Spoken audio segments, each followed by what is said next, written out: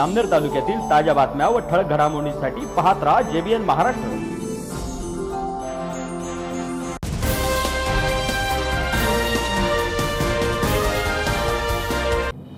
नमस्कार, मी मिनल चौधरी। पाहूया काही ठळक वृत्त। भुसावळ तालुक्यातील साखरी गावात घडलेल्या 2 अल्पवयीन मुलींच्या दुहेरी हत्ये प्रकरणात पोलिसांनी मोठी उकल करत 2 अल्पवयीन संशयित मुलांना ताब्यात घेतले आहे। या घटनेमुळे संपूर्ण परिसरात एकच खळबळ उडाली असून गावात तणावाचे वातावरण निर्माण झाले आहे।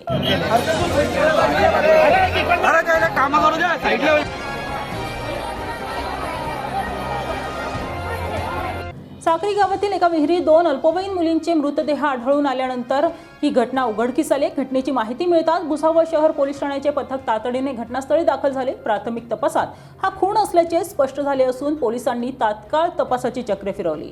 तपासादरम्यान पोलिसांनी 2 अल्पवयीन संशयित मुलांना ताब्यात घेतले असून चौकशीत आरोपींपैकी एका संशयिताने दोन्ही मुलींना विहिरीत ढकलल्याची कबुली दिल्याची माहिती समोर आली आहे। मात्र या अमानुष कृत्यामागील नेमके कारण अद्याप स्पष्ट झाले नाहीये। पोलिसांकडून सखोल चौकशी सुरू असून विविध बाजूंनी तपास केला जात आहे। दरम्यान दोन्ही अल्पवयीन मुलींचे मृतदेह जळगाव शासकीय वैद्यकीय महाविद्यालय व रुग्णालयात आणण्यात आले असून तिथे इन कॅमेरा शवविच्छेदनाची प्रक्रिया सुरू आहे। शवविच्छेदन झाल्यानंतर मृत्यूचे नेमके कारण स्पष्ट होणार आहे। या घटनेनंतर साखरी गावात संतप्त प्रतिक्रिया उमटल्या। संतप्त ग्रामस्थांनी संशयित आरोपीच्या घराची तोडफोड केल्याची घटना घडली। त्यामुळे कायदा व सुव्यवस्थेचा प्रश्न निर्माण झाल्याने पोलिसांनी तातडीने परिस्थिती नियंत्रणात आणली। खबरदारीचा उपाय म्हणून गावात तसेच जिल्हा रुग्णालय परिसरात मोठा पोलीस बंदोबस्त तैनात करण्यात आलाय। दरम्यान या प्रकरणातील गुन्ह्याचे गांभीर्य लक्षात घेता दोन्ही संशयित आरोपी अल्पवयीन असले तरी त्यांच्यावर सज्ञान आरोपींप्रमाणे कारवाई करण्यासाठी न्यायालयाची परवानगी मागण्यात येणार असल्याची माहिती पोलीस अधीक्षक डॉ. महेश्वर रेड्डी यांनी दिली आहे। तसेच आरोपींविरुद्ध फास्ट ट्रॅक न्यायालयात खटला घालून कठोरातली कठोर शिक्षा देण्यात यावी अशी मागणी मृत मुलीच्या नातेवाईकांनी केली आहे। या दुहेरी हत्याकांडामुळे संपूर्ण जिल्हा हादरला असून पुढील तपासातून आणखी महत्त्वाची माहिती समोर येण्याची शक्यता पोलिसांनी व्यक्त केली आहे। भुसावळ साखरी गावामध्ये 2 मुलींचे मृतदेह विहिरीत आढळून आल्याचे सांगितले जाते। नक्की घटना काय आहे, कशामुळे घडले सगळे? आज सकाळी 2 मुली बेपत्ता झाल्या म्हणून भुसावळ तालुका पोलीस स्टेशनमध्ये माहिती प्राप्त झालं होत्या। दोन्ही मुलींचं वय अंदाजे 15 वर्ष आहे। मग त्याच्या अनुषंगाने आम्ही शोध सुरू केलं। मग त्या शोधामध्ये 2 बॉडी साखरी गावाच्या जवळच विहिरीत सापडलेलं आहे। ते दोन्ही बॉडी आम्ही रिकव्हरी केलेलं आहे। दोन्ही बॉडी आम्ही पोस्टमॉर्टम करण्यासाठी पाठवण्यात आलेलं आहे आणि नेमका कोणत्या कारणास्तव ही मृत्यू झाला या विषयावर आमचा तपास चालू आहे। आणि एक संशयित मुलगा आहे, त्यालाही देखील आम्ही ताब्यात घेतला। मग ही सर्व गोष्टी आम्ही तपास झाल्यानंतर एक्झॅक्ट रिझन आपल्यासोबत शेअर करता येईल। सर, काही घातपाताचा संशय व्यक्त केला जातो असं काही आहे या घटनेत? सर्व बाबतीत आमचा तपास चालू आहे। म्हणजे एक्झॅक्ट कारण डिसाईड एकदा क्लिअर झाल्यानंतर आपल्यासोबत मी शेअर करेन। भाऊ, काय बोलणार? इथे एक दुःखद घटना घडलेली आहे। ग्रामस्थ संताप झालेले आहे। त्यांची मागणी आहे जोपर्यंत आरोपी आमच्याकडे ताब्यात देणार नाही तोपर्यंत आम्ही मृत्यूदेह उचलणार नाही। काय बोलणार याविषयी? या ठिकाणी 2 अल्पवयीन मुलींना विहिरीमध्ये ढकलून त्यांचा मृत्यू झालेला आहे। या ज्यांनी ढकललं त्यांच्या विरुद्ध आधीही तक्रारी होत्या मुलींना छेडखानीच्या। त्यासाठी 15 दिवस आधी त्याच्या घरी जाऊन समजही देण्यात आली होती की मग तुझ्या पोराला आवरा, हा असा मुलींची छेडखानी करतो। संपूर्ण गावामध्येच काही या मुलींचाच विषय होता असं नाही आहे। आणि नंतरही ती प्रवृत्ती होती ती थांबली नाही। पोलिसांकडे जायचं तर पोलिसांवर विश्वास जनतेचा राहिलेला नाही। पोलीस कार्यवाही करतील अशी अपेक्षा जनतेला नाही आहे। म्हणून तोपर्यंत काय करावं म्हणून जर काही झालं तर गाव लोक तयारच होते। व या दृष्टिकोनातून आज या मुलींना या ठिकाणी त्या मुलांनी ढकलून दिलं विहिरीमध्ये। 2 मुलींचा मृत्यू झाला। आता गावकरी याच्यावर ठाम आहे की अशा स्वरूपाच्या घटना वारंवार घडायला लागल्या। आत्ता जर त्या गुन्हेगाराला शिक्षा झाली नाही, कठोर शिक्षा झाली नाही तर इतरांवर धाक लावणार नाही। दुसऱ्या काही घटना घडल्या तर मग कारवाई जर याच्यावर झाली नाही तर दुसऱ्यांवर काय होईल? म्हणून या सगळ्यांच्या नागरिकांची इच्छा अशी आहे की जसं त्याला या ठिकाणी आणलं, मुलींना आणलं, तसं त्या अपराधीला जो आहे तो आमच्यासमोर आणल्यानंतर आम्ही त्याचं काय करायचं ते बघू। आम्हाला असं वाटत नाही की पोलिसांकडून आम्हाला न्याय मिळेल, म्हणजे पोलीस त्याला मारतील झोडतील वगैरे ते असं वाटत नाही। आणि अशा संदर्भामध्ये याच्यामधून काही मार्ग काढावा आणि त्यांना कठोर शासन व्हावं ही जनतेची इच्छा आहे. आणि आजूबाजूचा पंचक्रोशीतला सारा समाज, सारे गावं या ठिकाणी उपस्थित झालेले आहे. माणसांच्या मनामध्ये क्रोध आहे, संताप आहे. माझ्याही मनामध्ये संताप मोठ्या प्रमाणावर आहे. परंतु आता या संदर्भात मार्ग कसा काढायचा आहे ते ग्रामस्थांशी चर्चा करून आम्ही निर्णय घेणार आहोत. पोलिसांची ही चर्चा मी केलेली आहे. पोलिसही कायद्याच्या बाहेर जाऊ शकत नाही, कायद्याच्या चौकटीच्या बाहेर शकत नाही, परंतु ह्याला अधिकाधिक शिक्षा झाली पाहिजे. म्हणून एक तर पहिली गोष्ट आहे की ज्यावेळेस जेव्हा काही विषय संपेल इथला या मुलींना नेण्याच्या संदर्भामधला किंवा पोस्टमॉर्टम करण्याच्या संदर्भामध्ये, तर याला कठोर शिक्षा होण्याच्या संदर्भामध्ये सरकारने फास्ट ट्रॅक कोर्टाची स्थापना केली पाहिजे. या संदर्भामध्ये याला तोपर्यंत जामीन होणं जोपर्यंत त्याला शिक्षा होत नाही. नंतर जामीन जाऊन मोकाट जर सुटला हा अशा स्वरूपाचा तर असेच 4 का गुन्हे करत बसेल. त्यामुळे ह्याला या संदर्भामध्ये 2 लोक आहेत, 2 पोरं आहेत, दोन्ही अल्पवयीन 18 वर्षाच्या आतल्या, 17.5 वर्षाचे, 17 वर्षाचे काहीतरी मुलं आहे. पण तो काहीतरी धाक वाटला पाहिजे ना. लोकांची इच्छा एवढीच आहे, मुली गेल्या, परंतु जर अशा घटना वारंवार पुढेही घडत गेल्या तर मग जायचं कोणाकडे. म्हणून वचक होण्याच्या दृष्टिकोनातून यांनी काही सिनियर वकील नेमले. मी सांगितले लागलं तर उज्ज्वल निकम साहेबांशी चर्चा करू, त्यांच्याकडून खटला चालवता येत असेल तर त्यांच्याशी बोलू आपण ठिकाणी वगैरे. आता शेवटी ग्रामस्थांशी चर्चा करून काय निर्णय घ्यायचा तो घेऊ. परंतु ही घटना गंभीर आहे. राज्यामध्ये अशा स्वरूपाच्या घटना वारंवार घडत आहे. यंत्रणेचा धाक राहिला नाही अशी चित्र सर्व ठिकाणी दिसत आहे. जळगाव जिल्ह्यामध्ये जर पाहिलं तर दरोडे, गुण, खून ह्याच्याला ऊत आला आहे. जागोजागी सट्ट्या, मटक्याचे, जुगाराचे अड्डे चालू आहे.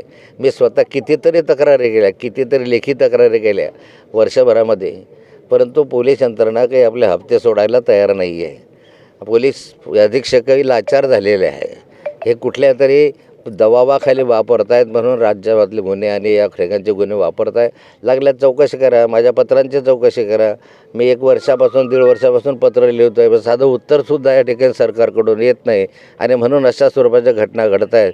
याचं माझी पण सरकारकडे मागणी आहे की या संदर्भामध्ये यांना फाशीची शिक्षा झाली पाहिजे. तोपर्यंत यांना सोडता कामा नये आणि कायद्यानुसार जे काही योग्य असेल ते कारवाई याच्यात झाले पाहिजे.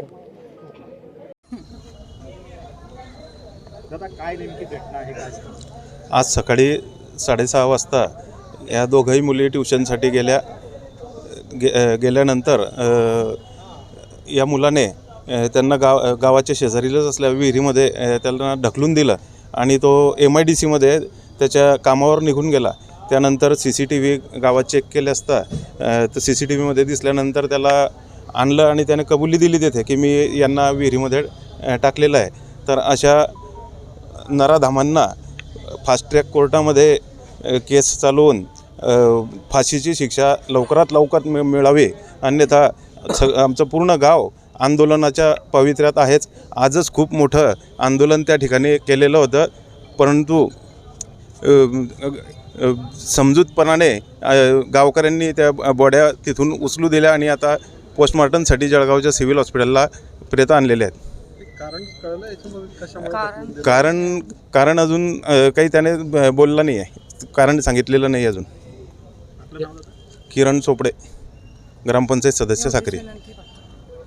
तरी मीडियाच्या माध्यमातून एवढीच विनंती आहे की हा खटला फास्ट ट्रॅक कोर्टात चालावा आणि लवकरात लवकर त्यांना फाशीची शिक्षा व्हावी आणि त्या लक्ष्मीच्या आणि नव्याच्या आई वडिलांना न्याय मिळवून द्यावा एवढीच आमची अपेक्षा आहे. विनंती आहे. नाही तर आपण जर आता ॲक्शन नाही घेतले तर पुढे परत मुलं तेच करत राहणार आहे. म्हणून फास्ट ट्रॅकमध्ये तुम्ही लवकरात लवकर निर्णय करून त्यांना फाशीची शिक्षा व्हायलाच पाहिजे. देवयानी ढाके, बहीण आहे माझी, ती छोटी बहीण नाही, चुलत बहीण. सकाळी मुली ट्युशनीला गेल्या आणि गेल्या थोडा वेळ आणि नंतर त्या दोघी मुली, एक मुलगा आला आणि त्यांना घेऊन गेला. ट्युशनच्या बहाण्याने त्यांना घेऊन गेला बाहेर. त्या मुलांनी त्यांना एका विहिरीवर नेलं. तिथे नेऊन त्यांना त्यांचं काही झालं, तिथं विहिरीत ढकलण्याचा प्रयत्न केला.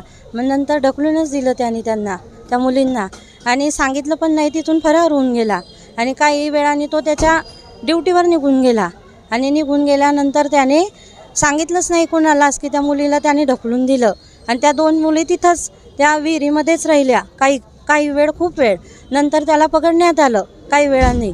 मग पकडून सर्व गावकऱ्यांनी त्याला चोप दिला, मारलं त्याला मारल्यानंतर त्यांनी पण तरी पण कबूल नाही केलं. त्याने वेगवेगळ्या विहिरी दाखवल्या सर्व लोकांना. मग नंतर त्याला अजून चोप दिला. मग त्याने तेव्हा जिथं घटना घडली तिथं घेऊन गेला आणि नंतर त्यांना काढण्यात आलं. तर दोघी मृत अवस्थेत सापडल्या त्या दोघं मुली. तर आमची एवढीच इच्छा आहे की आम्ही त्या मुलींचे फॅमिली मेंबर आहे, तर आम्ही त्या मुलींना फास्ट ट्रॅक कोर्टामध्ये न्याय मिळवून द्यावा हीच आमची इच्छा आहे. आणि त्यांना त्या मुलांना फाशीची शिक्षा व्हावी अशी आमची इच्छा आहे. किती जण आहेत यामध्ये सहभागी असं वाटतं? हा, मला असं वाटतंय तिच्यामध्ये दोन किंवा 3, 2 किंवा 4 पेक्षा जास्त असू शकता. 4 पेक्षा जास्त असू शकता. आणि तो आता सांगून राहिला की गावातलाच मुलगा आहे तो, गावातलाच आहे तो. आपला मुलींशी संवाद केव्हा झाला होता शेवटचा, काय सांगा? मुलींशी संवाद झालाच नाही आमचा, कारण त्या मुली ट्युशनला सकाळी तिच्या आईला तसं सांगून गेल्या की ट्युशनीला चाललो. मग नंतर एक मुलगी माझी जी नणद होती तिला बोलली की चाल म्हणे आपण हा म्हणतोय तर जाऊन येऊ बुवा तिथं. तर ती तिच्यासोबत गेली. मग नंतर पुढचा घटनाक्रम नाही माहिती नेमकं काय झालं त्यांचं. जेव्हा त्या मुलाला पकडलं गावकऱ्यांनी, त्याने काही सांगितलं की त्याने हे कृत्य का केलं? नाही, त्याने काहीच नाही. त्याने कबुलीच दिली नाही आहे अजून. त्याने कबुलीच दिली नाही आहे की त्यानं असं का केलं. तर त्याने कबुली देण्यासाठी त्याला फास्ट ट्रॅक कोर्टातच हजर करावं लागेल आणि त्या केसचा निकाल लावावा लागेल. त्या विहिरीतच शीतल मयूर चौधरी, वहिनी मी त्यांची. जी मुलगी मृत आहे ना तिची वहिनी मी, नणद आहे माझी ती. या बातमी इथेच थांबूया. ताज्या अपडेट्ससाठी www.jbnmaharashtra.com आमच्या वेबसाईटला लॉग इन करा. तसेच यूट्यूबवरील आमचे व्हिडिओ पाहायला विसरू नका आणि गुगल प्ले स्टोअरवरील JBN न्यूज ॲप डाउनलोड करून JBN Maharashtra news channel live पहा. नमस्कार.